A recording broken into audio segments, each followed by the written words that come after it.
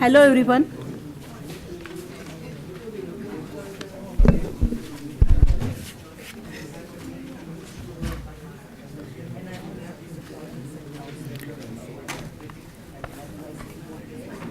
I request everyone to be seated. We are going to begin this session. This session theme is technology in ODL. Sawant sir नाही आहेत.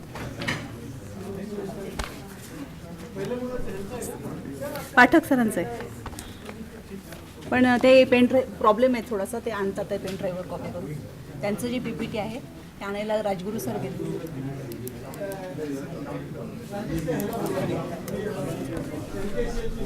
सावंत सरांना बोल.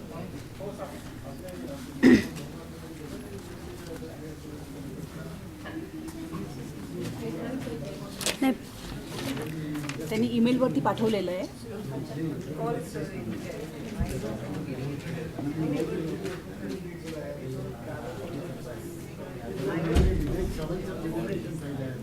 Okay, आपण change करूया. म्हणजे सिक्वेन्समध्ये आपलं होतं सर पहिले. हो हो. So will change the sequence. थांबा सर, थांबा, येऊ दे sir.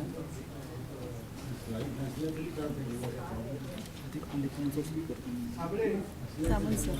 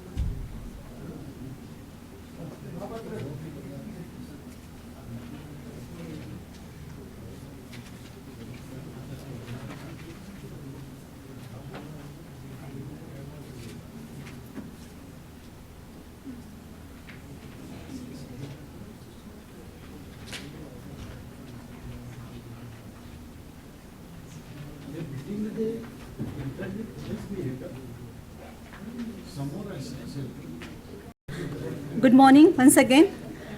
Now I request, we are going to begin this session, Technology in ODL. For this session, I request Professor Srikant Mohapatra, Honorable Vice Chancellor, OSOU Sambalpur, to chair the session. I request Professor D.B. Pathak, IIT Mumbai, to come on the dais. I also request Dr. Vivek Samant, Managing Director. He is already on the dais, MKCL Pune. I welcome all the dignitaries on the dais.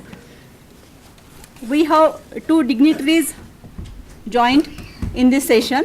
So I request Honorable Vice Chancellor to felicitate Dr. Vivek Samant.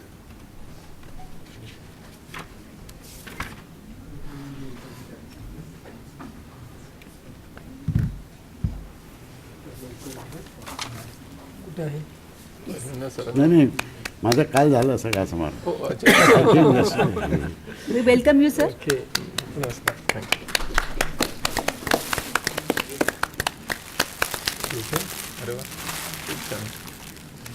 Thank you, sir. I request Salunke sir to felicitate Dr. Jain. He is representative from MP Bhoj Open University, Bhopal. Please, sir, we welcome you.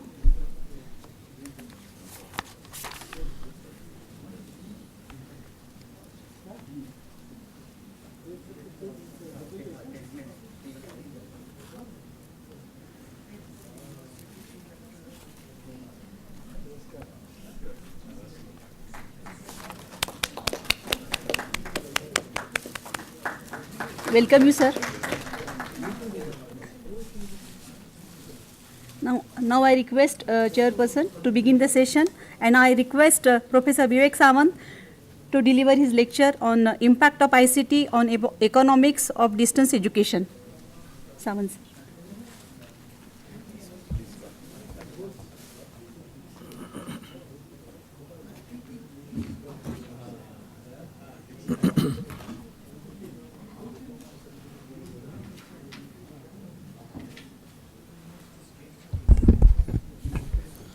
Honorable, am I audible up to the?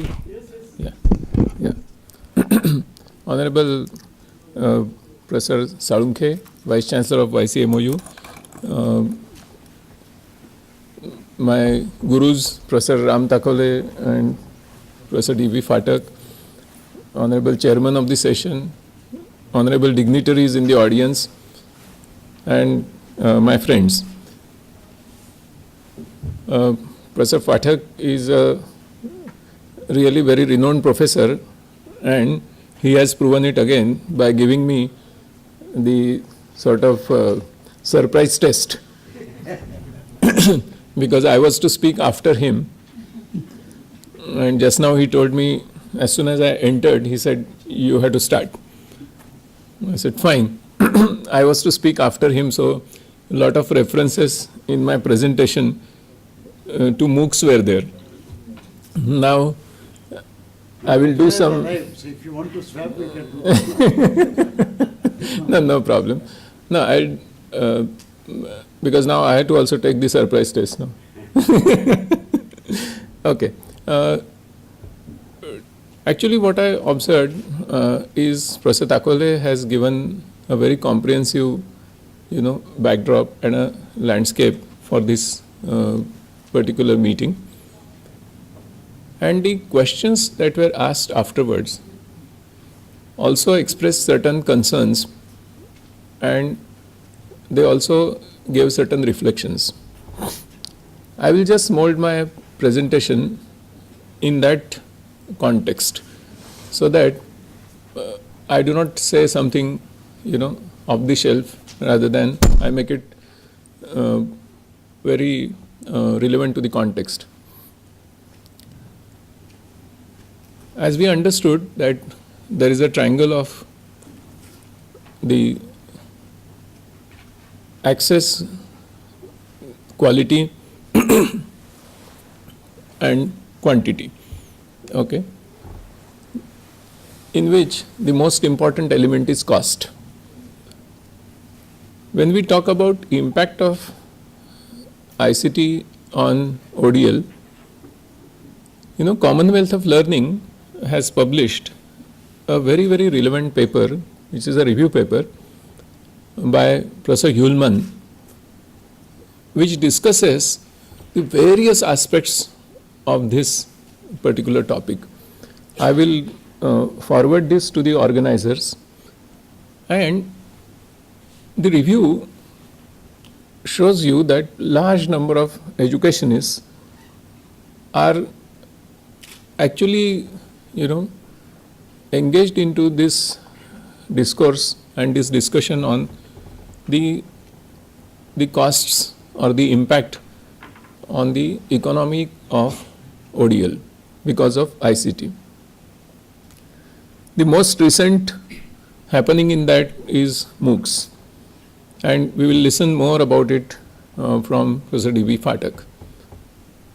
There are three elements. One is the cognitive space, another is the more of a pedagogic or andragogic space, and the third is the social space. Professor Takole mentioned about the relevance and interplay of all these three. The purpose is for development. Now, the ICT, if one thing it has done in the form of MOOCs and its earlier incarnations, is that it has proven to the world for the first time that knowledge is the purest form of the public good. And that is the biggest impact on economics of any university. Okay. A loaf of bread is a private good because it is depletable and it is excludable. But knowledge is non-depletable once it is expressed in a digital form with some initial cost borne, and then it is non-excludable. The system of open universities is to preserve the non-depletability and non-excludability of knowledge and yet remain very sustainable. This is the challenge. And that is the impact of ICT on the open and distance learning. The thing is that there are agencies working in the world, and rightly pointed out by sir in his question. They are now trying to, take away the knowledge from its non-depletability, take away the knowledge into private good, because the globalization happened on this planet after 1989, unfortunately in the private image of it. Okay, Professor Takole did mention about Vishwamanav and Vishwa Kutumbakam. So Vasudhaiva Kutumbakam is, even though our cherished goal, what we saw after 1989 is Vasudhaiva Marketam. And in that context, there are strong tendencies to privatize knowledge, productize it in a private form, and make it a commodity, and the knowledge economy has come up. 35% of the GDP of US today does not come from any crop grown in any field, not from agriculture, neither from industry, nor from service sector. It comes from the royalties on intellectual property. 4 crore Americans are engaged in this. 28% jobs are in IPR regime, and from 2012 not a single company existed in US which either does not consume formal IPR or it does not create one. In this scenario, more and more people in the world understood that jobs are there, careers are there, and therefore there is a tremendous pull all across the world to become knowledge workers. In other way, those who can analyze higher order symbols. So if you want to have mastery over higher order symbolism, then you must get into higher education. And because more and more people are getting into higher education, paradoxically, the cost of higher education has started increasing. There is a beautiful film downloadable on YouTube by the name Ivory Towers. 1.5 hour film, takes long time to download. It clearly specifies what is the scenario in undergraduate higher education in US, and how the students and their parents are increasingly pushed into debts which they are unable to repay. Large number of students in that film appear on the campuses of many American universities and show the bank statements and say that we have measured in debts, okay, not in our subjects of choices. On the other hand, in order to attract them, and this happens in a private, once it starts unfolding in a private regime, you will see that the campuses have become party schools. The attendance in the classes is 1 lecture per week, okay, and the parents are crying. The students are hugging each other just to emotionally relate to one another and take support from either of them, from each other. That support is emotional support, mind well, not that academic support.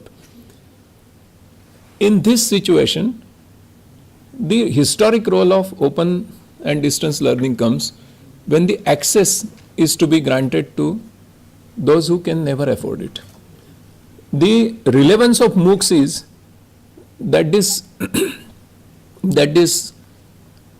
the Ivy League kind of quality of education has become accessible to a large number of people across the globe at free of cost.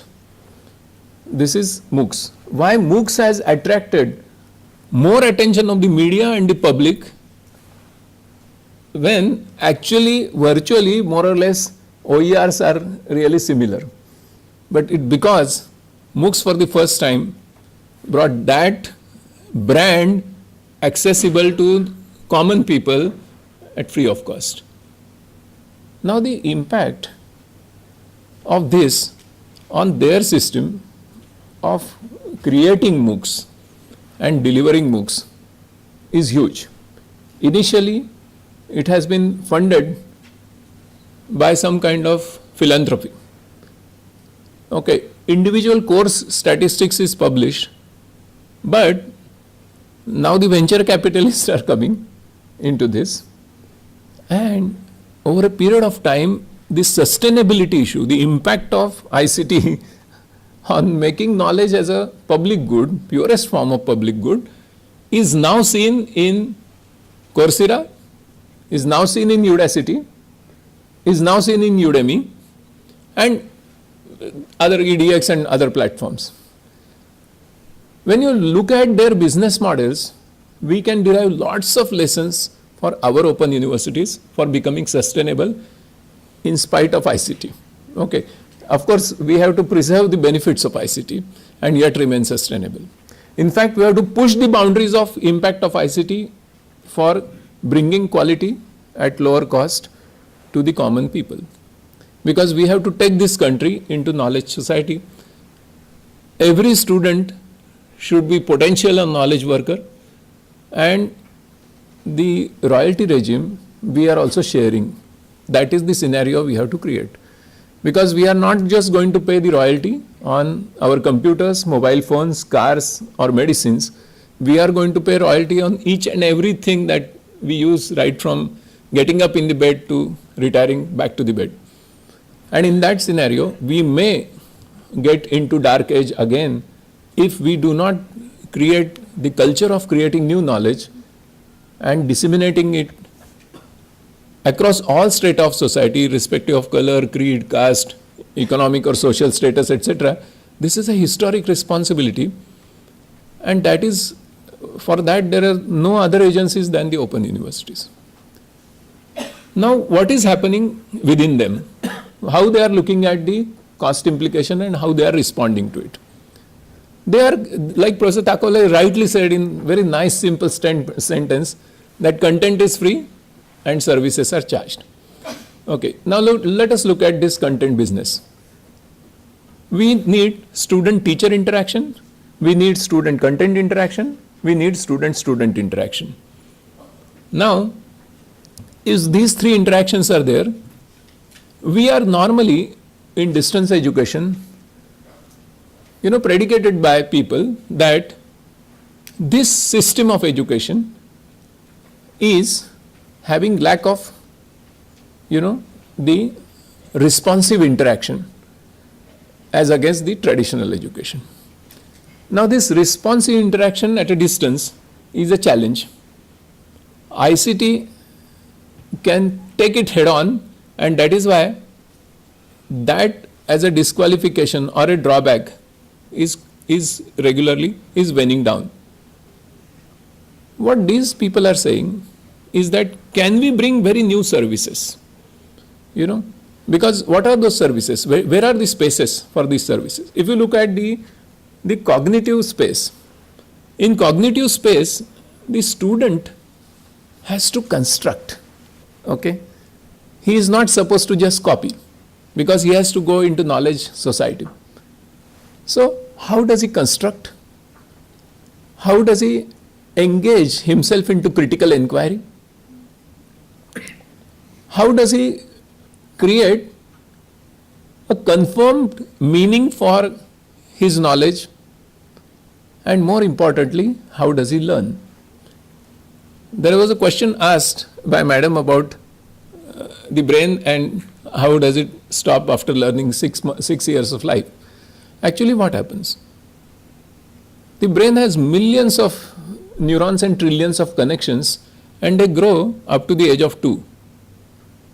After that, the pruning starts, and the connections are reduced at the age of 25 to almost around 50%. So pruning is a selective process because the individual or that animal is interacting with its environment, and whatever is not required is pruned out, and whatever is required is consolidated. The proof of that is when they show different sheep to the children, the children can identify them by the name and the face of the, animal. They remember, they can once again identify. As the children grow, they lose this capability and they start saying all these are sheep. But interestingly, the same child, when he becomes veterinary surgeon, now each of those animals becomes his patient and he starts remembering him again. This is a book picture the neuroscience people present in the formal literature to prove that the development of brain does not stop at the age of 6. Okay, and there are so many book pictures like that I can present to you. But basically, the cognitive space is therefore ever alive, and our task is to take that student into knowledge society by making him constructivism, cognitivism, constructivism, and the collaborations. Now, in the cognitive space, we talk about construction, inquiry, confirmation of meaning, and creating something out of this, so that he is a responsible member of the society. He has a joy that as a human being he is creating something, and that is his existence, not in copying.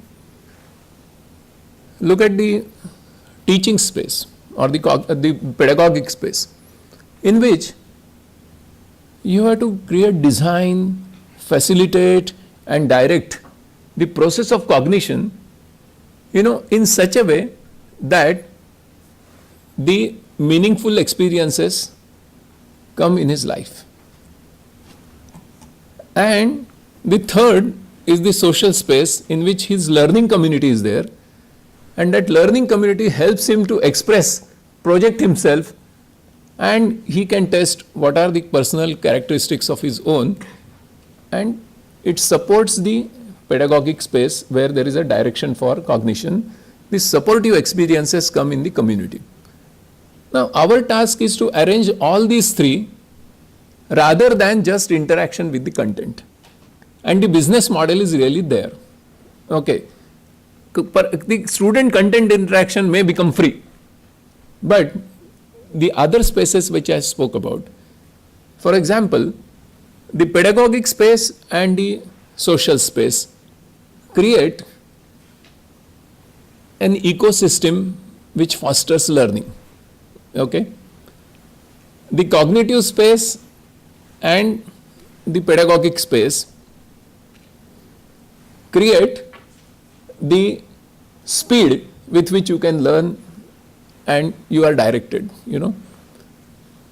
And the cognitive space and the social space create an opportunity for you to search the real strengths of yourself.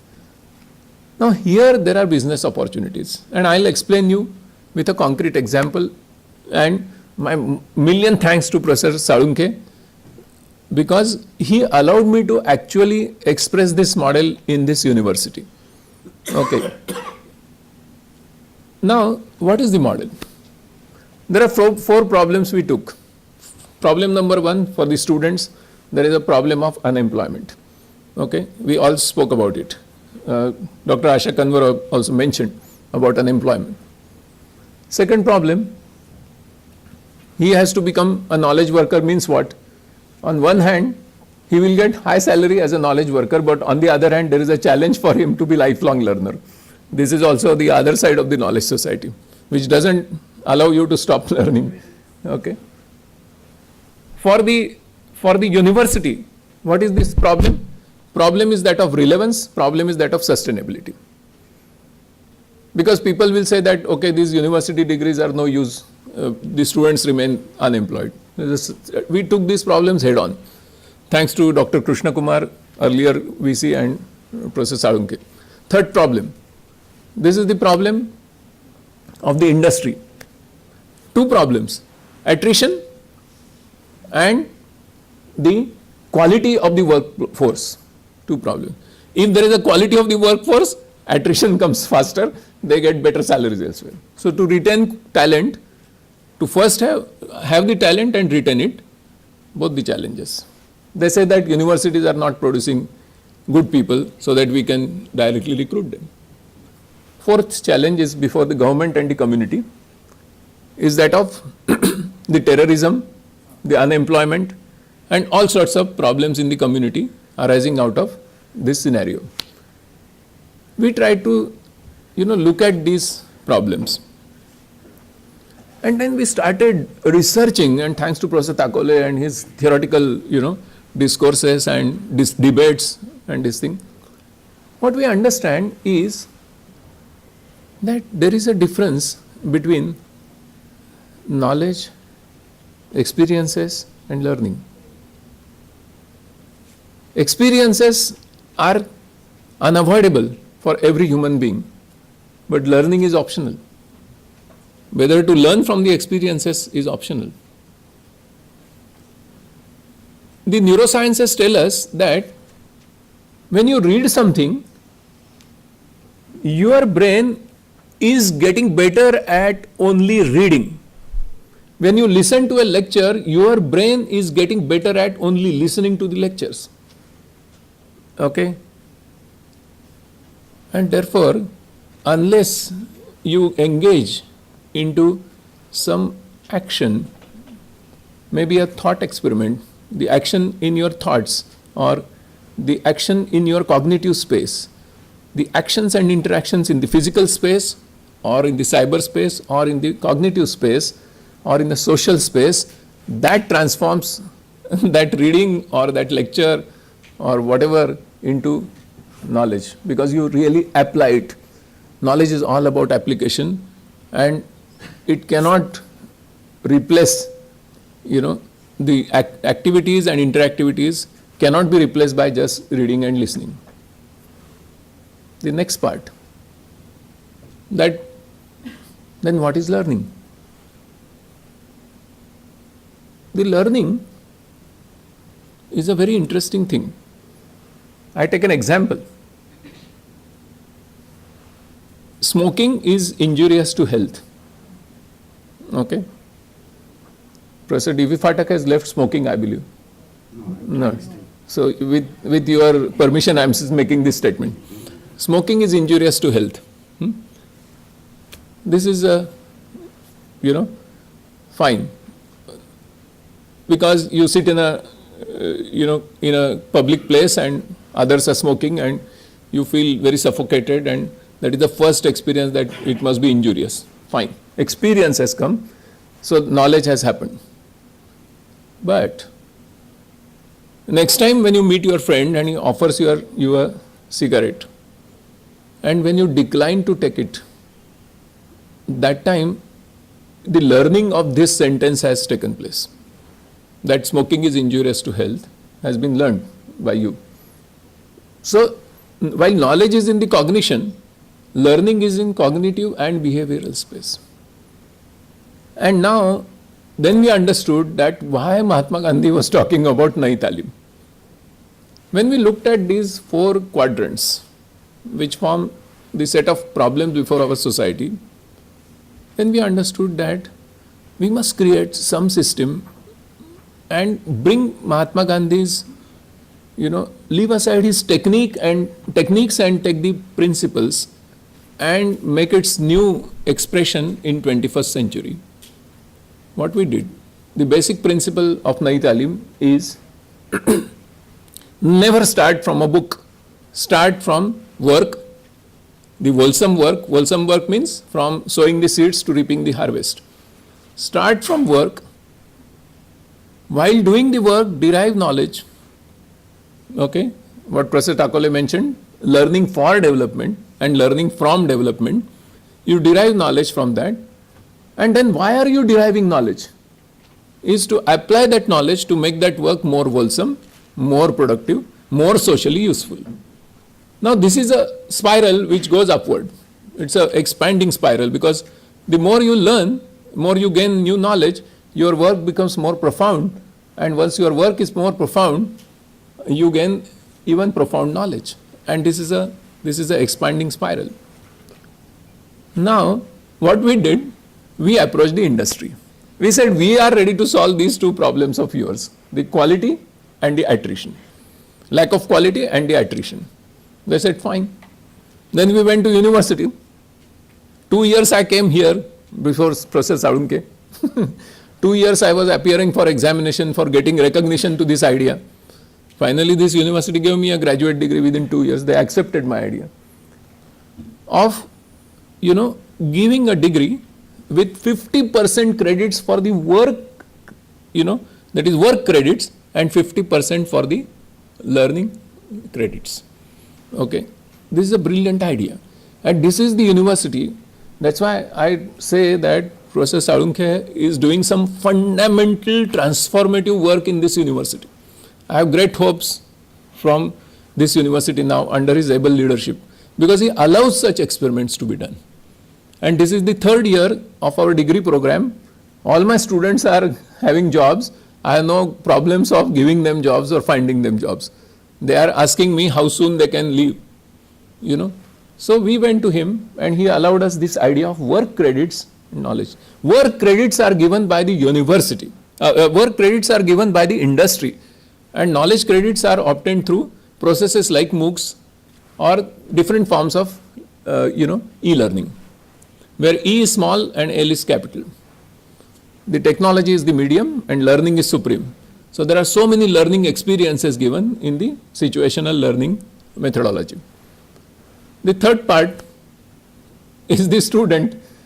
We told him that because you are actually at the workplace, okay, you will be more qualified, and perhaps you may never have to write your resume at all, because you will not be on probation. By the end of 3-year degree program, the industry which is giving you stipend will be on probation.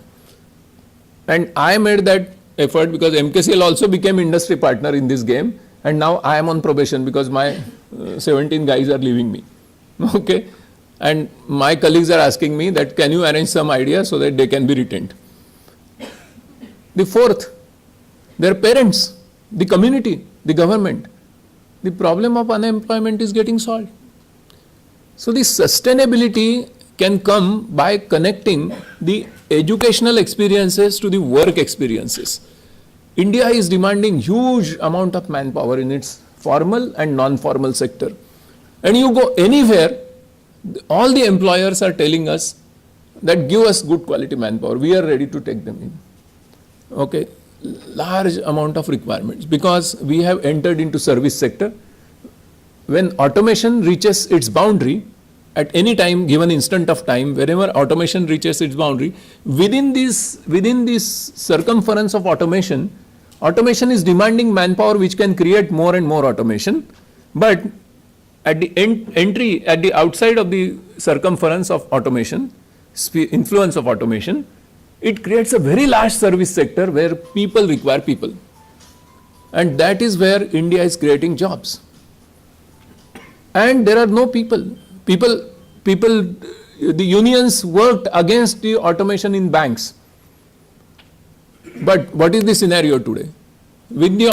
After the automation, it has created such a large service sector that banking sector is every day requiring human beings. There is no unemployment due to automation in banking sector. The situation is exactly opposite. Now, are we going to connect to that service sector as a university and say that our course is exactly similar to give those experiences to the students in service sector? We did that, and we said that if India's GDP 60% is coming from service sector, then we must create a course for service sector. And large number of companies came around us.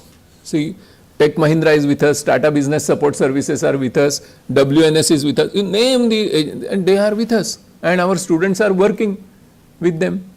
This sustainability, therefore, in order to sustain the impact of ICT in making student content interaction almost free, or in Professor Thakole's term, zero marginal cost, because when you take a loaf of bread, the loaf of bread, if anybody eats, it depletes and it cannot be shared with others. Okay, and when I eat it, I exclude others. This is not happening in knowledge. And then I have to sustain the system of the universities because more and more people must get knowledge. So the system has to be sustained. This is a challenge. So unless we connect with the industry, now the business model is that if we start these experiments in the correct formal structure by taking best of the benefits of ICT and making the knowledge accessible, making all sorts of experiences possible, making all sorts of interactions possible, if we get into the regime of high quality certifications which are non-challengeable. When the student goes with that certificate in the industry, it is respected, it is like a brand. So non-challengeable high quality certification is a business model. The secured assessments is a business model. The recruitment is a business model. Means I am going to say to Professor Salunke that now once our experiment matures, then perhaps we may not have to charge fees to the students even at a token level, because we are going to charge to the industry at the time of recruitment. And when I spoke to the industries, they say that we will be ready to pay something like 50,000 directly at the time of entry because you are giving us a best product. This is the business model. So recruitment is a business model. Screening the resumes is a business model. Another interesting business model which ICT will provide, and that is an idea which we brought called process folio. Portfolio talks about the end point, end result of the process of education. We created a technology called process folio, where the actual learning process in a work environment of a student is captured in the video form, and he is not only acting there but he is reflecting. Action followed by reflection. So in a process folio repository, now large number of employers can come and see the process through which your student is learning and getting mastery over the skills. And that service can bring you tremendous amount of revenue, because industry is so thirsty of quality manpower and they want to cut down the costs on the recruitment. Now this is a direct accessibility to large number of process folios, millions of them, and doing some analytics on it, some kind of pattern matching patterns to find out the best suitable guys. So the learner performance analytics technology, which is part of ICT, will bring this new revenue model to the universities, provided we are ready to get into this game of quality. And another interesting thing which has happened in India now this year, and that is there is a drastic change in the Apprenticeship Act of India. For the first time, Government of India has made the Apprenticeship Act applicable to service sector, not just manufacturing. Above the years of 18 years of age, 3 years Government of India is ready to give stipend if the student is working in service sector. Now look at the combination. Today our industry partners are giving the stipend, YCMOU is giving degree, MKCL is giving all the learning environment, learning resources and learning experiences, and arranging the framework with the employers, with the university, with the students, with the parents, with the community, with the government, all compliances. So MKCL platform is doing. Now this is an interesting thing that the government is coming forward and saying that we are ready to pay apprenticeship stipend. So the burden on the industry is thereby reducing. So the industry is getting subsidized to join your program, and therefore now the sustainability can be further increased. Okay, so what happens is, normally when you are running a university, you are always challenged that my model was content service and that is challenged. Is there any way? And these are multiplicity of exercisable options within the current context of full of opportunities in India, where we can really transform our universities by correctly partnering with the knowledge partners, the industry partners, the government and the community. Once this happens, the question that sir was raising about the local applicability, very relevant question. Mahatma Gandhi dealt with only that, really speaking, that the student, when he works in an industry, When you meet those students, when I go to meet our own students in my various offices and in Tata Business Support Services or Tech Mahindra, etc., the confidence is so tremendous is that their seniors who were not very happy about this particular concept initially, I took a lot of time convincing them on this concept. Now every year they are demanding more people from me, because these guys are performing well because of a very simple human instinct, and that is, the pleasure to a human being comes by eating more and more sweets, okay, and pleasure is a self-limiting factor. You cannot eat sweets beyond a point. Happiness comes through emotional, experiences. That when I was in 10th standard, I stood first in my class. If I remember that today, still I become happy. Okay, it is limitless. It is only a artifact of mind. But joy, a human being derives joy when he explores something, when he experiments something, when he educates somebody, when he experiences something, and when he expresses himself. This I call as E-zone. When human being finds himself in E-zone, he is joyful. My industry partners tell me that your guys are always bouncing, whereas my other employees are frustrated. I said very simple thing, because my system allows them to derive joy out of that work. And the simple system that we keep is that in the evening, some senior fellow comes, meets those guys, and asks them, what did you learn today out of the work? So action followed by reflection. One startling answer one of the guys gave me when I asked him, what was the work today? He said, sir, a system had failed in Tata Sky, and furious calls were coming, and I was responding to each and every call throughout the day. I said, fine, that is the work. You are paid for that. What is the learning? What is the knowledge that you have derived out of it? He said, sir, one very interesting knowledge I am deriving. I don't know whether I am right. I said, you express. And what does he say? That, sir, I understood today that I should not look at how the people are talking. I should look at what are they talking. Look at this. This I learned at the age of 50. Okay, because I was always engaged in how insulting language the fellow is using with me, and I was trying to react to it. This fellow at the age of 18 has understood that, okay, filter it out and take out the essence. This is deriving knowledge out of reflection, action followed by reflection.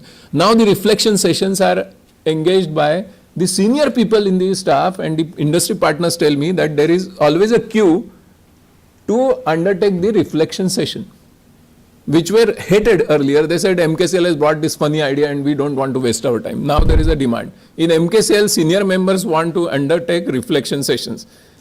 So I have removed the remuneration for reflection now. Okay, I have made it more cost effective. So basically, the idea that I want to present before you is the context of India is changing. Its youth is more independent because their parents are born after India became independent. There are large number of opportunities in formal and non-formal sector, and all sectors are heading towards the requirement of ever learning populations with high degrees of learnability, and therefore, in fact,